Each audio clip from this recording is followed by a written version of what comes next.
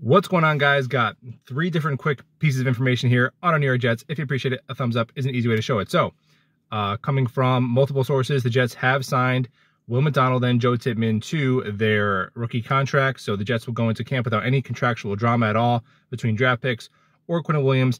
And both Tippmann and McDonald's cap hits combined will knock about $5.5 million off the 2023 cap.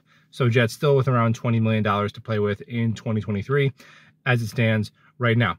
Next, Rich Cimini did confirm that there is mutual interest between Dalvin Cook, running back, and the New York Jets, and that the Jets are monitoring the situation.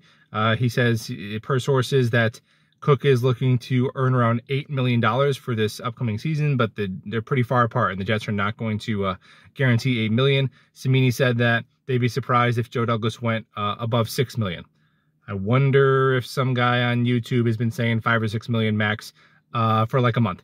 Yeah, that's where it's going to be. I think you're talking about $5 million, maybe with the incentives to earn up to $7 million, but $8-9 million in base ain't going to happen for the Jets. And I'd be surprised if it happens with any team. If you look at all of the running back landscape that's just made itself known in the past couple of days with guys that are younger and quite frankly much better than Dalvin Cook not being able to get their money from the teams that drafted them. So that's probably going to be the offer from the New York Jets. We'll see if Miami or anybody else can beat it on Cook. Finally, Rich Cimini. Now this is just a guess, for lack of a better word, by Rich on this one. He predicts that Becton will be traded as the Jets get down to cut down day. Now Rich has not always been the biggest Becton. Hasn't always said a lot of nice things about Mekhi, but he did praise him pretty significantly in the podcast before saying that. That just makes absolutely no sense to me. You're trading a player at their absolute lowest value who hasn't played in 2 years. Mekhi Becton is probably in the best shape that he's been since he's been drafted, heading into a contract year where he should be motivated.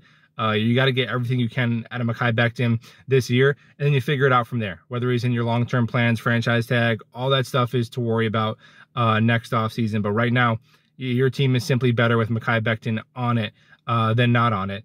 And he cites the offensive tackle depth, and I'm like, look, Max Mitchell, Billy Turner, okay, I like them as backups, but this is a talent game, and Mekhi Becton is significantly more talented than those guys, and that, for me, that goes across the whole roster. If there's a player who's going to be cut by the Jets and some team wants to give a 7th-round pick like Denzel Mims wasn't going to make it anyway, that's fine. But I'm not looking to get cute and part with depth, or even in Mekhi's case, what would be probably a starter for a draft capital after the draft. And these picks can't even help us until 2024. That doesn't make any sense to me. But there it is. Rookies under contract. Cook. We all kind of know what the ballpark of the money's going to be. We'll see. And Becton's got to stay. Go Jets.